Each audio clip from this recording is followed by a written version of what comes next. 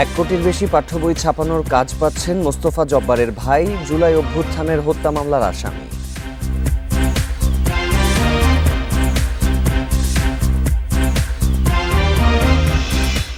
অভ্যুত্থানের বছর না পেরোতেই সমন্বয়কদের চাঁদাবাজি দুঃখজনক, মন্তব্য মির্জা ফখরুলের। সরকারের সদিচ্ছার অভাবেই সব সংকট।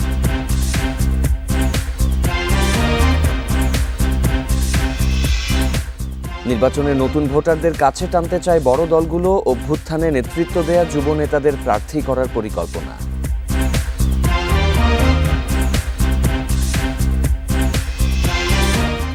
নির্বাচনের আগে প্রশাসনে রদবদল করা হবে, জানালেন প্রেস সচিব। সেনা, পুলিশ, প্রশাসনের সমন্বয় আরও বাড়ানো হবে। বিরতিহীন রাত 9টায় বাংলাদেশের শিরোনাম শুনছিলেন। পুরো খবর নিয়ে আছি সাফাদ্দিন ফরিদ।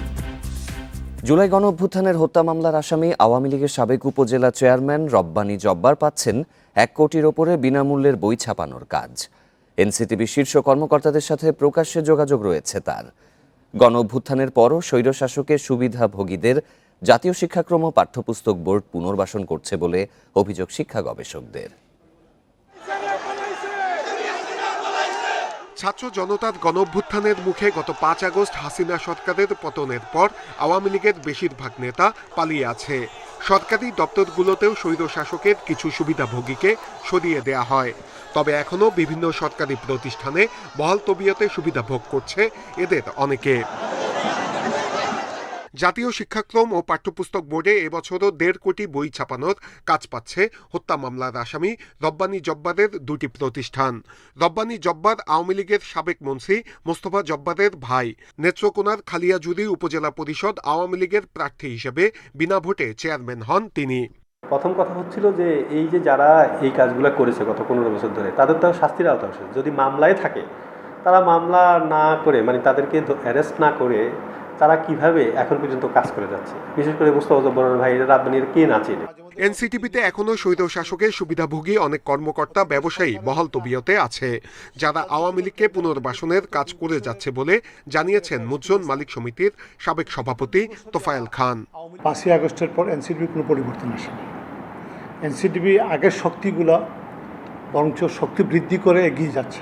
এনসিটিবির একটি চক্র এবং এই আওয়ামী লীগের এই ব্যবসায়ী চক্র মিলে শর্তর বেড়া জালে বড় অনেকে সরায় রাখতেছে, অনেকে ধারে কাছে যাইতে পারতেছে। এনসিটিবি অবশ্য বলছে দরপত্রের মাধ্যমে কাজ পেলে কিছুই করার থাকে না, এরপরও বিষয়টি দেখা হবে। প্রতিষ্ঠান দেখবে হলো আইন কানুন, রুলস অ্যান্ড রেগুলেশন ফলো করে আসছে কিনা লোকজন, যারা আসবে তারাই, সেটা সেই অর্থে। আর আপনি যে কথাটা বলছেন সেটা সেই অর্থে যদি কোনো ধরনের কোনো ইনস্ট্রাকশন বা কোনো ধরনের অ্যালিগেশন পাওয়া যায় সেটা, তাহলে অবশ্যই আমরা এটার একটা ব্যবস্থা যাবে। তবে সব কিছু প্রক্রিয়াগত আইনগতভাবে মধ্যে দিয়ে আমার যেতে হবে। এনসিটিবির বেশ কয়েকজন কর্মকর্তার বিরুদ্ধে অনিয়মের অভিযোগ থাকলেও কোনো ব্যবস্থা নেওয়া হয়নি। নূরে আলম, ইন্ডিপেন্ডেন্ট নিউজ, ঢাকা। জুলাই অভ্যুত্থানের বছর না পেরোতেই সমন্বয়কদের চাঁদাবাজির ঘটনা দুঃখজনক বলে মন্তব্য করেছেন বিএনপি মহাসচিব মির্জা ফখরুল ইসলাম আলমগীর। বলেছেন, সরকারের সদিচ্ছা না থাকায় দেশের রাজনৈতিক পরিবেশে কোনো পরিবর্তন আসেনি। এদিকে চাঁদাবাজদের দলীয় পরিচয় না দেখে বিচার করার দাবি জানান রুহুল কবির রিজভী। রাজধানীতে আলাদা 2 অনুষ্ঠানে এসব কথা বলেন বিএনপি নেতারা। সোমবার সকালে রাজধানীর শাহবাগে যুবদলের গ্রাফিতি অঙ্কন কর্মসূচিতে অংশ নেন বিএনপি মহাসচিব। এ সময় বৈষম্য বিরোধী ছাত্র আন্দোলনের সমন্বয়কদের চাঁদাবাজির ঘটনায় উদ্বেগ প্রকাশ করেন মির্জা ফখরুল। বলেন, গণঅভ্যুত্থানের 1 বছর পরেও রাজনৈতিক অবস্থার ইতিবাচক পরিবর্তন হয়নি। দেখলাম 5 জন সমন্বয়কারীকে গ্রেফতার করেছে পুলিশ। তারা জোর করে একটি বাড়ি থেকে, একজন সাবেক সংসদ বাড়ি থেকে 50 লক্ষ টাকা আদায় করেছে। এই কি পরিণতি থেকে আমরা চেয়েছিলাম? এই বাংলাদেশের মানুষকে কেউ এটা চেয়েছিল? সুতরাং এত তাড়াতাড়ি যদি এই ঘটনা ঘটে, 1 বছর হয়নি। রাজনৈতিক দলগুলোর সহযোগিতার পরেও সংস্কারে অসহযোগিতার অপবাদ দিচ্ছে সরকার, অভিযোগ তার। গুম খুনের ঘটনায় শেখ হাসিনার বিচার কার্যক্রমে ধীরগতি নিয়েও প্রশ্ন তোলেন বিএনপি মহাসচিব। যারা প্রতি মুহূর্তে সংস্কারের কথা বলছেন, রাজনৈতিক দলগুলোকে দোষারোপ করার চেষ্টা করছেন ইনডাইরেক্টলি, যে আমরা কোঅপারেট করছি না, কথাগুলো সঠিক নয়। আমরা সারাক্ষণ তাদের এই সংস্কার কর্মসূচির সঙ্গে আমরা সহযোগিতা করছি। আমরা সারাক্ষণ সবাইকে নিয়ে কাজ করতে চাই। কই হাসিনার বিচারের তো এখন পর্যন্ত তেমন কিছু আমরা দেখতে পেলাম না, কেন পেলাম না? 1 বছর হয়ে গেল, হাসিনার বিচার কাজ পুরো শুরু হয়ে গেল না কেন? এদিকে নয়াপল্টনে এক স্মরণ সভায় দলের সিনিয়র যুগ্ম মহাসচিব রুহুল কবির রিজভী বলেন, দলীয় পরিচয় না দেখে চাঁদাবাজদের বিচার করতে হবে। স্থানীয়ভাবে দেশে সুশাসন নিশ্চিত করা, চাঁদাবাজদেরকে ধরা, দখলদারদেরকে ধরা, তার রাজনৈতিক পরিচয় যাই থাক না কেন, এটি বারবার বলা হয়েছে, সেটা যাতে দ্রুত গতিতে বাস্তবায়ন হয়। অন্তর্বর্তীকালীন সরকার দেশের মানুষের প্রত্যাশা পূরণে ব্যর্থ হয়েছে বলেও মন্তব্য নেতাদের। মানব সেবার মহত্তম দায়িত্ব নিয়ে রিফাত আলম, ইন্ডিপেন্ডেন্ট নিউজ, ঢাকা। আগামী নির্বাচনে নতুন ভোটারদের আকর্ষণে তারুণ্যকে ঘিরে পরিকল্পনা সাজাচ্ছে প্রধান রাজনৈতিক দলগুলো। জুলাই আন্দোলনে অবদান রাখা যুব নেতাদের সামনে রাখবে বিএনপি। সেই সাথে ফ্যাসিবাদী তরুণদের অনুপ্রবেশ ঠেকাতে সতর্ক দলটি। নতুন দল এনসিপির 90% তরুণ বলে দাবি নেতাদের। আর ঢাকার বিভিন্ন আসন নবীনদের হাতেই ছেড়ে দিতে চায় জামায়াত। আগামী নির্বাচনে গেম চেঞ্জার হতে যাচ্ছেন তরুণ ভোটাররা। নির্বাচন কমিশনের হিসেবে দেশের নতুন ভোটার প্রায় 44 লাখ। তাদের টানতে প্রার্থী হিসেবে তরুণদের অগ্রাধিকার দিচ্ছে প্রধান রাজনৈতিক দলগুলো।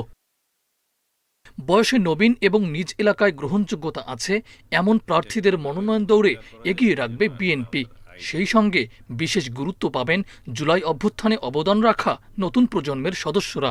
25 বছরের ঊর্ধ্বসীমার সবাইকে এই ক্ষেত্রে গণ্য করা যাবে, কিন্তু তার গ্রহণযোগ্যতা, জনপ্রিয়তা, অভিজ্ঞতা, মেধা, প্রজ্ঞা এবং রাজনীতিতে অবদান বা বিগত জুলাই গণ অভ্যুত্থানে তার অংশগ্রহণ এবং বিগত ফ্যাসিবাদ বিরোধী আন্দোলনে, গণতান্ত্রিক সংগ্রামে তার অবদান, সবকিছু মিলে যারা এই ক্যাটাগরির মধ্যে আসবে তাদেরকে বিবেচনা করাই উত্তম। গণ অভ্যুত্থান পরবর্তী বাংলাদেশের নতুন রাজনৈতিক দল এনসিপি মূলত তরুণদের নিয়েই গড়া হয়েছে। আগামী নির্বাচনে কম বয়সীরা হয়ে উঠতে পারে তাদের বড় ভোট ব্যাংক। তাই সভা ও গণজমায়েতে তরুণদের মন জয়ে গুরুত্ব দিচ্ছে এনসিপি। আমাদের নমিনেশনে আপনি অনেক তরুণ দেখতে পাবেন, সত্যিকার অর্থে তরুণ। এখানে অনেক বছর বয়সী, 50 বছর বয়সী তরুণ না, সত্যিকার অর্থে তরুণ এখানে দেখতে পাবেন। But at the same time আমরা এনসিপি থেকে আমরা চেষ্টা করছি যে যারা তরুণ আছে তাদেরকে উইজডম দরকার, তাদের গাইডেন্স দরকার, তাদের মোরাল কম্পাসটা আস্তে আস্তে যে তৈরি হচ্ছে, এটা ক্ষেত্রেও যারা বয়স্ক আছে তাদের ক্ষেত্রে পরামর্শ, তাদের সম্পৃক্ততা আমাদেরকে ভালো দিকে নিতে পারে। এই জন্য আমরা একটা অ্যাডভাইজারি কাউন্সিল তৈরি করার চেষ্টা করছি। তারুণ্যের শক্তিকে কাজে লাগাতে মরিয়া জামায়াতে ইসলামীয় জাতীয় ও স্থানীয় 2 নির্বাচনেই তরুণ তুর্কিদের সামনে আনার পরিকল্পনা দলটির। আমরা আমাদের দলের পক্ষ থেকে তরুণ নেতৃত্ব বাছাই করছি এবং এটি শুধুমাত্র জাতীয় নির্বাচনের ক্ষেত্রেই নয়, স্থানীয় নির্বাচনে আমরা তরুণদেরকে অগ্রাধিকার দিচ্ছি। যেহেতু তাদের একটা শক্তি আছে, তাদের সাহস আছে, তাদের উদ্যম আছে, তাদের মধ্যে ক্রিয়েটিভিটি আছে, সৃজনশীলতা আছে। বিগত 3 বিতর্কিত নির্বাচনে ভোট দিতে পারেননি তরুণ ভোটাররা। ত্রয়োদশ জাতীয় নির্বাচনে তাদের সমর্থন কারা পাচ্ছে সেদিকেই তাকিয়ে রাজনৈতিক দলগুলো। মাহফুজুর রহমান মিলন, ইন্ডিপেন্ডেন্ট নিউজ, ঢাকা। সংসদে উচ্চকক্ষ আর নির্বাচনে পিআর পদ্ধতি নিয়ে ঐকমত্য না হলে জুলাই সনদে এনসিপির স্বাক্ষর অনিশ্চিত। কথা জানিয়েছেন দলটির আহ্বায়ক নাহিদ ইসলাম। তার দল নির্বাচন পেছানোর ষড়যন্ত্র করছে এমন অভিযোগকে ভিত্তিহীন বলেও উল্লেখ করেন নাহিদ। আর এনসিপিকে চাঁদাবাজদের দল হতে দেয়া হবে না বলে হুঁশিয়ারি দেন হাসনাত আব্দুল্লাহ। জামালপুর ও ময়মনসিংহে এসব কথা বলেন তারা। পদযাত্রার ২৮তম দিনের শুরুতে জামালপুর জেলা পরিষদের বাংলোতে ১১টি জুলাই শহীদ পরিবারের সাথে দেখা করেন এনসিপির নেতারা। এ সময় সাংবাদিকদের প্রশ্নের জবাবে আহ্বায়ক নাহিদ ইসলাম বলেন, সংসদে উচ্চকক্ষ ক্ষমতার ভারসাম্য ও জবাবদিহির জন্য গুরুত্বপূর্ণ। এসব বিষয়ে ঐকমত না হলে জুলাই সনদ স্বাক্ষরিত হবে কিনা এ নিয়ে সন্দেহ রয়েছে। ফলে উচ্চকক্ষ আমাদের ক্ষমতার ভারসাম্য এবং জবাবদিহিতার জন্য অত্যন্ত গুরুত্বপূর্ণ। সে বিষয়ে এখনো ঐকমত আসেনি। তো সে বিষয়ে ঐকমত না আসলে এই জুলাই সনদ স্বাক্ষরিত হবে কিনা সেটা নিয়ে আমাদের সন্দেহ আছে। পরে শহরে পদযাত্রা শেষে ফৌজদারি মোড়ে পথসভা করে এনসিপি। সেখানে দেয়া বক্তব্যে নাহিদ আরও বলেন, তার দলকে নির্বাচন পেছানোর ষড়যন্ত্রের অপবাদ দেয়া হচ্ছে, অথচ গণঅভ্যুত্থান না হলে কোনো দলই নির্বাচনের স্বপ্নই দেখতে পারত না। বিভিন্নভাবে আমাদের বিরুদ্ধে প্রোপাগান্ডা করার চেষ্টা করা হচ্ছে, আমরা নাকি নির্বাচন বানচালের চেষ্টা করছি, আমরা নাকি নির্বাচন পিছিয়ে দেওয়ার চেষ্টা করছি। আর এই গণঅভ্যুত্থান না হলে আপনারা নির্বাচনের স্বপ্নই দেখতে পারতেন না। জামালপুর থেকে ময়মনসিংহে যায় এনসিপির পদযাত্রা। সেখানে টাউন হল প্রাঙ্গণে পথসভায় হাসনাত আব্দুল্লাহ বলেন, চাঁদাবাজদের সংগঠন হবে না এনসিপি। আমাদের লক্ষ লক্ষ কর্মীর দরকার নাই, আমাদের লক্ষ লক্ষ নেতার দরকার নাই। এই চাঁদাবাজের অভয়াশ্রম এনসিপি হবে না। সুতরাং যারা এই সুসময়ে আসছেন তারা সাবধান হয়ে যান। মঙ্গলবার টাঙ্গাইল ও গাজীপুরে পদযাত্রার কথা রয়েছে এনসিপির। তাপস সরকার, ইন্ডিপেন্ডেন্ট নিউজ। আগামী সংসদ নির্বাচনের প্রস্তুতি হিসেবে সেনাবাহিনী, পুলিশ ও স্থানীয় প্রশাসনের মধ্যে সমন্বয় বাড়ানোর উদ্যোগ নিয়েছে সরকার। দুপুরে ফরেন সার্ভিস একাডেমিতে বৈঠক শেষে ব্রিফিংয়ে কথা জানিয়েছেন প্রধান উপদেষ্টার প্রেস সচিব শফিকুল আলম। জানান, প্রশাসনের রদবদল হবে। বৈঠকে গুরুত্বপূর্ণ কি কি বিষয়ে আলোচনা হয়েছে সেগুলো জানান প্রেস সচিব। বলেন, সেনাবাহিনী, পুলিশ ও স্থানীয় প্রশাসনের মধ্যে স্থানীয় ও জাতীয় পর্যায়ে সমন্বয় দ্রুত বাড়ানো হবে। নির্বাচন উপলক্ষে সেপ্টেম্বর, অক্টোবর ও নভেম্বরে 1.5 লাখ পুলিশকে প্রশিক্ষণ দেয়া হবে। নির্বাচন সামনে রেখে প্রচুর ভুল তথ্য প্রচার করা হচ্ছে জানিয়ে শফিকুল আলম বলেন, ভবিষ্যতে এটি আরও বাড়তে পারে। তাই দ্রুততম সময়ের মধ্যে চালু হতে যাওয়া জাতীয় তথ্য কেন্দ্রে এসব ভুল তথ্য চিহ্নিত ও যাচাই করা যাবে। কিছুদিন আগেও নির্বাচনের আইন শৃঙ্খলা পরিস্থিতি বিষয়ে প্রধান উপদেষ্টা এরকম সভা করেছিলেন। সেনাবাহিনীর তরফ থেকে বলা হয়েছে যে প্রায় 60,000-এর মতো ইলেকশনের আগে পুলিশের প্রস্তুতির কথা বলা হয়েছে। 1.5 লক্ষ পুলিশের ট্রেনিং হবে ইলেকশনের বিষয়ে। ন্যাশনাল ইনফরমেশন একটা সেন্টার, যেখানে আমরা খুব দ্রুততার সাথে এই ডিসইনফরমেশনগুলোকে আমরা ডিবাঙ্ক করতে পারবো, সেইটার একটা ক্রিয়েট করার চিন্তা ভাবনা হচ্ছে। রাজনৈতিক দলগুলোকে বুধবার দুপুরের মধ্যে জুলাই সনদের ব্যাপারে মতামত জানাতে বলা হয়েছে, জানিয়েছেন জাতীয় ঐকমত্য কমিশনের সহ সভাপতি আলী রিয়াজ। তিনি বলেন, সরকারি কর্ম কমিশনকে রাজনৈতিক প্রভাবমুক্ত রাখতে সব দল একমত। তবে নিয়োগ প্রক্রিয়া নিয়ে সংবিধানের 137 অনুচ্ছেদে অধিকাংশ দল একমত হলেও বিএনপি সহ কয়েকটি দল একমত নন। এদিকে বিএনপি স্থায়ী কমিটির সদস্য সালাউদ্দিন আহমেদ বলেছেন, নির্বাহী বিভাগের ক্ষমতা নিয়ন্ত্রণ করলে রাষ্ট্র পরিচালনার ভারসাম্যে বাধা আসবে। ঐকমত্য কমিশনের বৈঠক থেকে ওয়াকআউটের পর এই মন্তব্য করেন তিনি। পরে আবার বৈঠকে যোগ দেয় দলটি। এর আগে বেলা 11:50 দিকে ফরেন সার্ভিস একাডেমিতে কর্ম কমিশন, দুদক, মহাসচিব, নিরীক্ষক ও ন্যায়পাল নিয়োগের বিধান নিয়ে ভিন্নমত পোষণ করে সংলাপ থেকে ওয়াকআউট করে বিএনপি। পরে আবার বৈঠকে যোগ দিলে জরুরি ফায়ার অ্যালার্ম বেজে ওঠার পর বৈঠক স্থগিত রেখে সবাই বেরিয়ে যান। সাময়িক স্থগিতের পর আবারও শুরু হয় বৈঠক। বৈঠকের শুরুতে কমিশনের সহ সভাপতি বলেন, সব প্রস্তাব নিষ্পত্তি করে 2 থেকে 3 দিনের মধ্যে জাতীয় সনদ পেশ করতে চায় জাতীয় ঐকমত্য কমিশন। আমরা রাজনৈতিক দলগুলোর কাছ থেকে এই সনদের ব্যাপারে অঙ্গীকারের বিষয়গুলোকেও উল্লেখ করেছি, যে তারা আসলে আমরা কি আশা করি তারা অঙ্গীকার করছে, সেই অঙ্গীকারের একটি তালিকা দেওয়া হয়েছে। Complete independence of judiciary ensure করার জন্য আমরা অনেক প্রস্তাব দিয়েছি, ঐক্য কমিশনের অনেক প্রস্তাব আছে, এবং জুডিশিয়াল রিফর্ম কমিশনের যে প্রস্তাবগুলো ছিল প্রায় সব প্রস্তাব আমরা একমত হয়েছি। বাংলাদেশের অভ্যন্তরে কোনো সন্ত্রাসবাদী সংগঠনকে কার্যক্রম পরিচালনা করতে দেয়া হবে না বলে জানিয়েছেন প্রধান উপদেষ্টা অধ্যাপক ডক্টর মুহাম্মদ ইউনুস। বিকেলে রাষ্ট্রীয় অতিথি ভবন যমুনায় মার্কিন চার্জ দ্য অ্যাফেয়ার্স অ্যান্ড জেকবসনের সঙ্গে সাক্ষাৎকালে প্রধান উপদেষ্টা সন্ত্রাসবাদ মোকাবিলায় সরকারের এই প্রতিশ্রুতি পুনর্ব্যক্ত করেন। এ সময় সন্ত্রাস বিরোধী কঠোর অবস্থান পুনর্ব্যক্ত করে প্রধান উপদেষ্টা ঘোষণা দেন, বাংলাদেশে কোনো সন্ত্রাসী গোষ্ঠীকে কার্যক্রম চালাতে দেয়া হবে না। সন্ত্রাস বিরোধী লড়াইয়ে সরকার জিরো টলারেন্স নীতি অবলম্বন করে। সর্বশক্তি দিয়ে এদেশের মাটি থেকে সন্ত্রাসীদের উচ্ছেদ করা হবে। এই বৈঠকে বাংলাদেশ ও যুক্তরাষ্ট্রের স্বার্থ সংশ্লিষ্ট নানা বিষয় নিয়ে আলোচনা হয়। এ সময় অ্যান জেকবসন অন্তর্বর্তী সরকারের সংস্কার ও গণতান্ত্রিক উত্তরণের বিষয়ে মার্কিন সরকারের সহযোগিতা অব্যাহত রাখার কথা জানান। আগামী বছর জাতীয় নির্বাচন অনুষ্ঠিত হবে বলেও তিনি আশা প্রকাশ করেন। ফোনে ডেকে নিয়ে মারধর ও হুমকির অভিযোগে ক্রিকেটার তাসকিন আহমেদের বিরুদ্ধে থানায় সাধারণ ডায়েরি করা হয়েছে। রোববার রাতে মিরপুর 1 নম্বরে ঘটনাটি ঘটে। বন্ধু ইশতিয়াক আহমেদ বলেন, তাসকিন মদ্যপান করে তাদের মধ্যে একজনকে মারধর করেন ও হুমকি দেন। তবে এমন অভিযোগ অস্বীকার করে তাসকিন বলছেন, তার সুনাম ক্ষুণ্ণ করতে এমনটা করা হচ্ছে।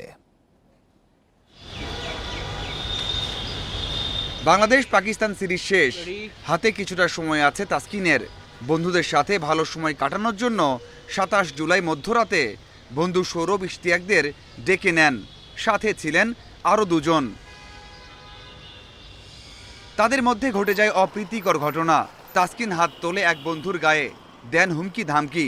এমনটাই দাবি তার বন্ধুদের। সেই মর্মে মিরপুর মডেল থানাতে সাধারণ ডায়েরি করেন তার বন্ধুরা। আমরা আসলে সত্যতা আছে কিনা, তাসকিনের সঙ্গে আরো বন্ধু বান্ধব ছিল, তারা কে মারছে বা কে করছে, তাসকিন করছে, তার সঙ্গে আরো বন্ধু ছিল, রকি বা অনেকে ছিল, ইশতিয়াক ওদের বন্ধু ছিল। আসলে কি প্রকৃত ঘটনা কি এটা আমরা জানার চেষ্টা করতেছি। বন্ধুদের সাথে যোগাযোগ করা হলে জানা যায় সেই ঘটনা। একটা সময় চেয়েছেন মিটমাট করতে, যেন বন্ধু তাসকিনের ক্ষতি না হয়। তবে টাইগার পেসার উল্টো অভিযোগ করাতে অবাক হয়েছেন। সিসিটিভি ফুটেজ আছে, সব আছে, আমি আপনাদের বের করে আমি আপনাদের পর্যন্ত দিতে পারবো। বলতেছে যে কে আমাদের গাড়ি, আমার বাসার সামনে থেকে আমাকে গাড়িতে উঠান, সব আমি প্রুফ দিতে পারবো, কোনো সমস্যা নেই। তাসকিন পুরো ঘটনাকে মিথ্যা বলছেন। ভক্ত সমর্থকদের বিভ্রান্ত না হতে আহ্বান জানিয়েছেন। উল্টাপাল্টা নিউজ হচ্ছে, অনেকেই হয়তো জানে না ঘটনা কি। আসলে এখানে তো আমার ওরা দুইজন আমার ছোটবেলার বন্ধু ছিল, আর আমার আরেকটা বন্ধু ছিল ওসি, ওদের সাথে ওদের হাতাহাতি হয়েছিল। তো এটা আর কি পরে ওসি সাহেবকে ফোন দিয়ে জানানোতে পরে ওসি সাহেবের ভয়ে ওরা মেবি রাত্রে আমার নামে যে ইন্টারভিউ দিছে। বিসিবি এখনো সিদ্ধান্ত নিতে পারছে না। ঘটনা জেনে আলোচনা করে সিদ্ধান্ত নেয়ার কথা জানিয়েছে। আলোচনা সাপেক্ষে আমরা ইনভেস্টিগেশন করব। কমিটি ক্রিকেট অপারেশন বলেন, আমাদের প্রেসিডেন্ট সাহেব বলেন, we will take it very seriously. Asia কাপের আগে তাসকিনের এমন ঘটনা ক্রিকেট কর্তাদের বিব্রত করেছে।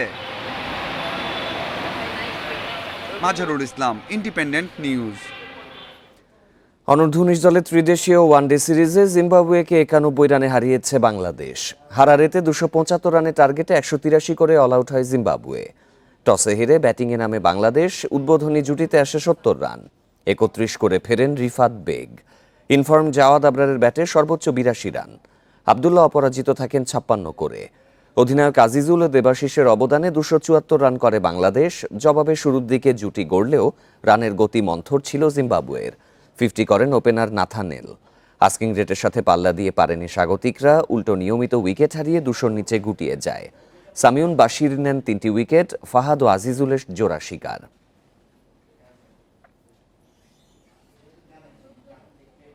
গ্রাহকদের বিভিন্ন আইসক্রিমের স্বাদ নেওয়ার সুযোগ দিচ্ছে নিউ ইয়র্কের 100 বছরের পুরনো এডিস সুইট শপ। কয়েক যুগ আগে ফিরে যাওয়ার অনুভূতিও পাচ্ছেন অনেক গ্রাহক। শতবর্ষী দোকানটির সাজসজ্জা, পরিবেশ, রেসিপি কোনো কিছুরই তেমন পরিবর্তন করা হয়নি।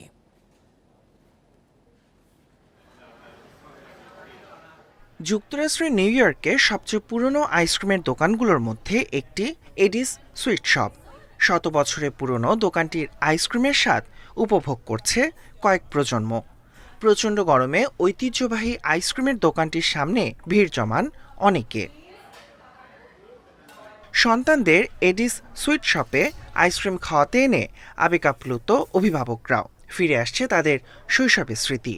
অনেকে শুধু স্মৃতি কাতরতার জন্য সন্তানদের আনছেন দোকানটিতে।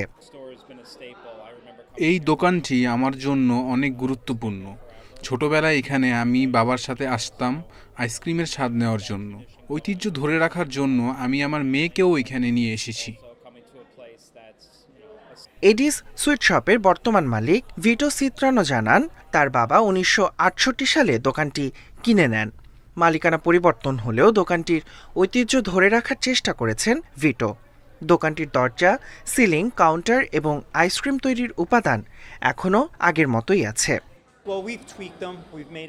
যখন আপনি এই দোকানটির দরজা দিয়ে প্রবেশ করবেন তখন মনে হবে আপনি যেন 100 বছর আগে ফিরে গেছেন, কারণ দোকানটির মূল দরজাটি আমরা পরিবর্তন করিনি। এখানে 80 বছরের পুরনো একটি ফ্রিজও রয়েছে। আমাদের দোকানটির কোনো কিছুই তেমন পরিবর্তন করা হয়নি, কিন্তু এ নিয়ে আমার কোনো অভিযোগ নেই, কারণ এতে আমাদের ব্যবসায় তেমন কোনো প্রভাব পড়েনি।